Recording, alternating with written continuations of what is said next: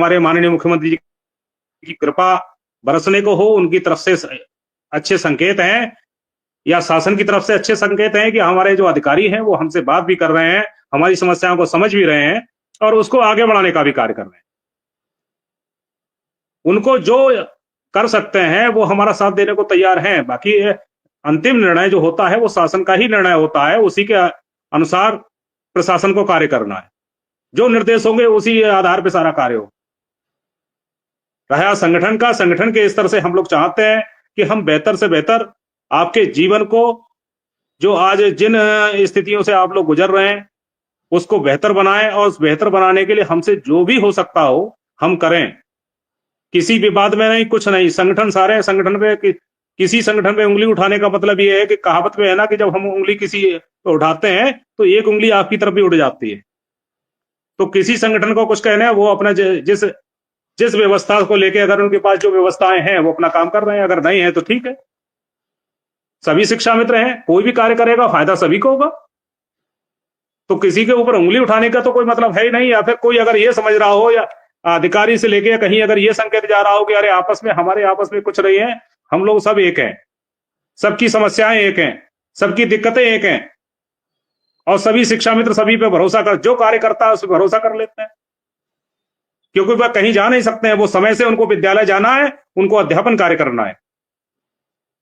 और आज एक शिक्षक के बराबर, बल्कि शिक्षक से ज्यादा, क्योंकि अधिकांश जो नहीं थे अब वो भी पहुंच जाएंगे आदेश मूल विद्यालय वापसी के बाद।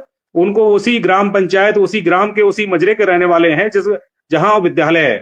तो सबसे पहले विद्यालय पहुंचने का वह हमारे शिक्षा मित्र साथी करता है।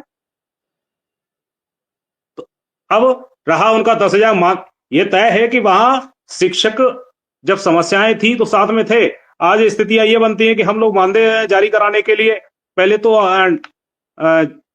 जो परियोजना कार्यालय है वहां प्रयास करते हैं कि मानदेय हमारा समय से जारी हो जाए। उसके बाद में जो उनकी उपस्थिति है वह समय से नहीं पहुंच पाती है। अगर आपके इस कार्यक्रम को जो हमारे शिक्षक संगठन है, उनके जो नेतृत्व करता है, अगर वो इस चीज को सुन रहे हो, तो बाकी आप क्या करेंगे एक अलग बात है, लेकिन हम कम से कम अपने ब्लॉक को, जिले पर इतना निर्देश तो दे दें कि उनकी उपस्थिति समय से पहुंचा दिया करें।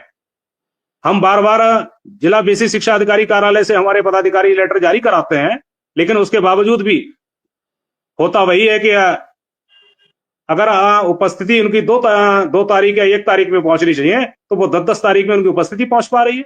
इसकी जिम्मेदारी किसकी? कम से कम ये जिम्मेदारी तो ले लें, और जो समस्या आपके द्वारा, आपके लोगों के द्वारा सॉल्व हो सकती है उसको आप कराइए। बाकी रही शिक्षा मित्र की, हम लोग लगे हैं अपने भविष्य को तय करने के लिए, अपने भविष्य की जो समस्याएं हैं उनको दूर करने के लिए हम लोग लगे हैं, संगठन लगा हुआ है। और आम शिक्षा मित्र साथियों से भी हमारा अनुरोध है, देखिए बार बार एक ही चीज को घुमा फिरा के आपको बताते रहना वो पॉसिबिलिटी नहीं है।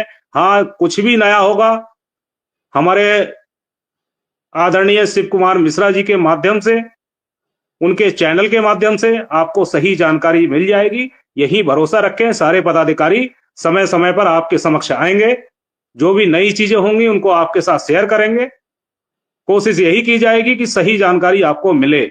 बाकी अनर्गल तरीके से आप कहीं जाके कोई भी सूचनाएं सुन रहे हैं तो वही ये गलती आपकी हो सकती है, इसमें किसी पदाधिकारी की गलती नहीं है।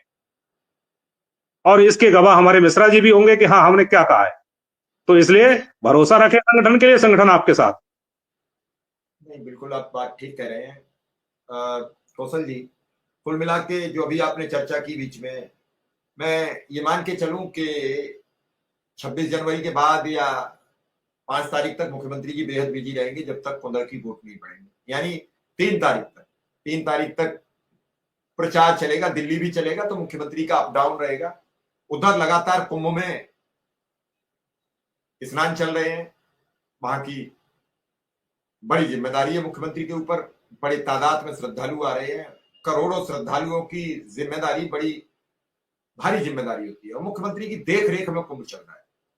तो क्या इस दौरान जल्द से जल्द मुख्यमंत्री से मुलाकात की कोई योजना है, कोई कार्य योजना है? क्योंकि एक बार खुल के मिलना पड़ेगा कौशल जी, अब सीधा मुख्यमंत्री जी से मिलना पड़ेगा और उन्हीं से रोना गाना पड़ेगा, पांव पकड़ने पड़ेंगे। तब तक मत छोड़िए, जब तक कुछ ना हो जाए।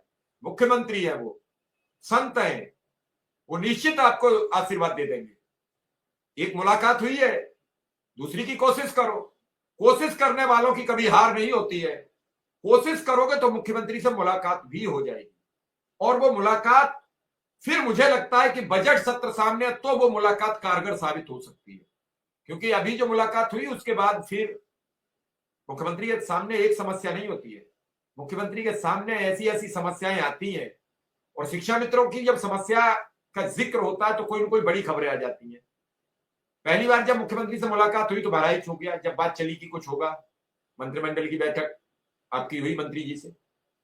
उसके बाद जब दोबारा फिर चर्चा तेज हुई तो संभल हो गया। उसके बाद फिर जब चर्चा तेज हुई तो कुंभ आ गया, और उस दिन जब चर्चा ठीक ठाक चल रही थी तो कुंभ में अग्निजनी हो गई। आगजनी से थोड़ा सा मुख्यमंत्री डिस्टर्ब हुए और उन्होंने वो जो बैठक होनी थी वो टाल दी। फिर पता लगा कि 22 जनवरी को